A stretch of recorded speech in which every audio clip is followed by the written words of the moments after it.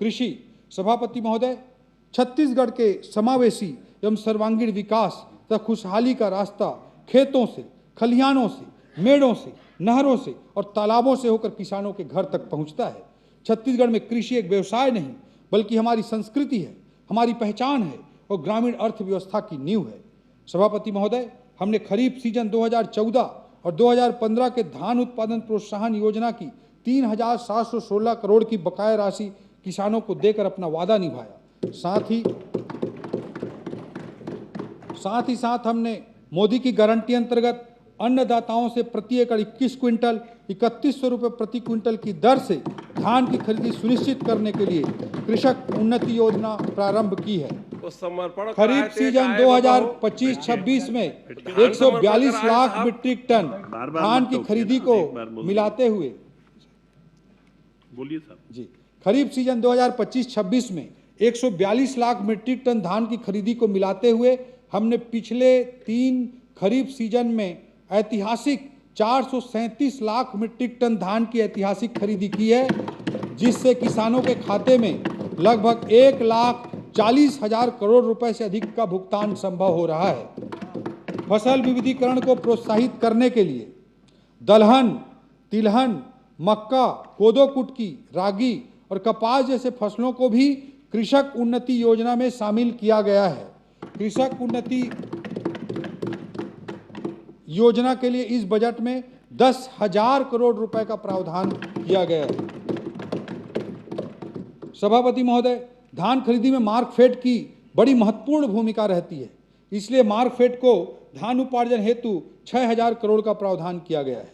विगत 2 वर्षों में हमने गन्ने की खेती करने वाले किसानों को 92 करोड़ से अधिक की प्रोत्साहन राशि प्रदान की है। इसके लिए 60 करोड़ का अतिरिक्त प्रावधान किया गया है। सभापति महोदय, प्रदेश में national mission on natural farming के लिए 40 crore, national mission on Audible oil के लिए 90 करोड़ तो दलहन आत्मनिर्भरता मिशन के लिए 100 करोड़ का प्रावधान किया गया है। इन योजनाओं के माध्यम से प्रदेश में प्राकृतिक खेती को प्रोत्साहन मिलने के साथ साथ कृषि आधारित उद्योग स्थापित होंगे, जिससे रोजगार के नए अवसर भी सृजित होंगे। सभापति महोदय, हमारे किसान भाइयों को कृषि पंपों के लिए निःशुल्क विद्युत प्रदाय करने हेतु 5,500 करोड़ रुपए का प्रावधान किया गया है। उद्यानिकी सभापति महोदय, हमारी सरकार ने खाद्य तेल के उत्पादन को बढ़ावा देने के लिए ऑयल पाम की खेती करने वाले कृषकों को केंद्र सरकार द्वारा प्रदान किए जा रहे अनुदान के अतिरिक्त टॉपअप प्रदान करने का निर्णय लिया है। इसके लिए बजट में 150 करोड़ रुपए का प्रावधान किया गया है। राज्य के उत्तरी पठारी क्षेत्र मैनपाट, शंकरगढ़, कुसमी तथा बगीचा में आलू की खेती करने वाले किसानों को प्रोत्साहित करने के लिए आलू प्रदर्शन विकास योजना भी प्रारंभ की गई है। इसके लिए भी बजटीय प्रावधान किया गया है। इंदिरा गांधी कृषि विश्वविद्यालय में आलू से अब सोना बनाना, समझे कि नहीं समझे? माननीय सभापति महोदय, इंदिरा गांधी कृषि विश्वविद्यालय 1 घंटा हो गया और पूर्व वित्त मंत्री हैं बहिष्कार करके चले गए, और कितना देर लगेगा?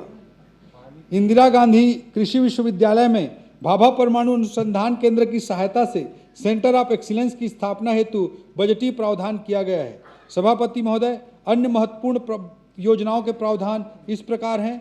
प्रधानमंत्री फसल बीमा योजना के लिए 820 करोड़, एकीकृत वाटरशेड प्रबंधन कार्यक्रम हेतु 170 करोड़, कृषक समग्र विकास योजना हेतु 150 करोड़, प्रधानमंत्री कृषि सिंचाई योजना हेतु 130 करोड़ और राष्ट्रीय कृषि विकास योजना हेतु 130 करोड़। मत्स्य पालन सभापति महोदय, प्रधानमंत्री मत्स्य संपदा योजना के लिए बजट में 200 करोड़ रुपए का प्रावधान किया गया है।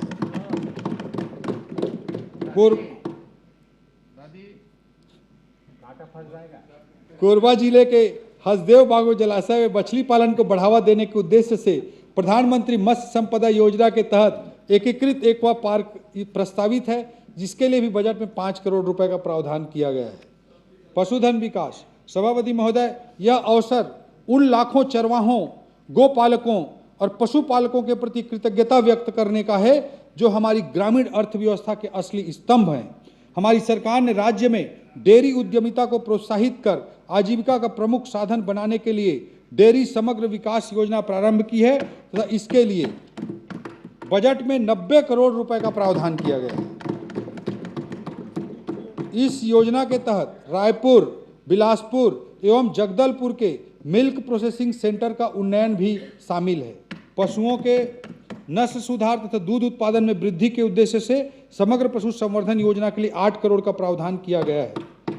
पशुओं को वर्ष भर हरा चारा की उपलब्धता सुनिश्चित कराने की दृष्टि से हरा चारा उत्पादन योजना हेतु 10 करोड़ का प्रावधान किया गया है। ग्रामोद्योग सभापति महोदय, हस्तशिल्प हमारे राज्य में न केवल कला, संस्कृति एवं कौशल का संगम है, बल्कि आजीविका के क्षेत्र में भी हस्तशिल्प का व्यापक प्रभाव है। ढोकरा आर्ट हो, बांस कला हो या फिर माटी कला, बड़ी संख्या में ऐसे परिवार हैं जो इन पर निर्भर करते हैं। इनके द्वारा बनाए गए उत्पादों को सही बाजार और सही दाम मिले तो न केवल कला और हुनर का सम्मान होगा, बल्कि ऐसे परिवारों के जीवन स्तर में भी सुधार होगा। इसलिए हमने यह निर्णय लिया है कि देश के 5 प्रमुख शहरों के एयरपोर्ट पर शोरूम खोले जाएंगे। इसके लिए भी हमने बजटीय प्रावधान किया है। हस्तशिल्पियों को राष्ट्रीय और अंतर्राष्ट्रीय स्तर के मेलों, प्रदर्शनियों में भाग लेने के लिए वित्तीय सहयोग के लिए भी बजट में प्रावधान किया गया है। माननीय प्रधानमंत्री जी की पहल से रायपुर में यूनिटी मॉल का निर्माण हो रहा है, जिससे हस्तशिल्पियों के द्वारा निर्मित प्रोडक्ट्स को आधुनिक प्लेटफॉर्म मिलेगा। इसके लिए 93 करोड़ रुपए का प्रावधान किया गया है। सभापति महोदय, माटी शिल्प कला के नए डिजाइन तैयार करने एवं उन्हें बाजार के लिए आकर्षक स्वरूप देने के लिए कुनकुरी के ग्राम गोरिया में ग्लेजिंग यूनिट की स्थापना की जाएगी। इसके लिए 2 करोड़ 86 लाख रुपए का प्रावधान किया गया है।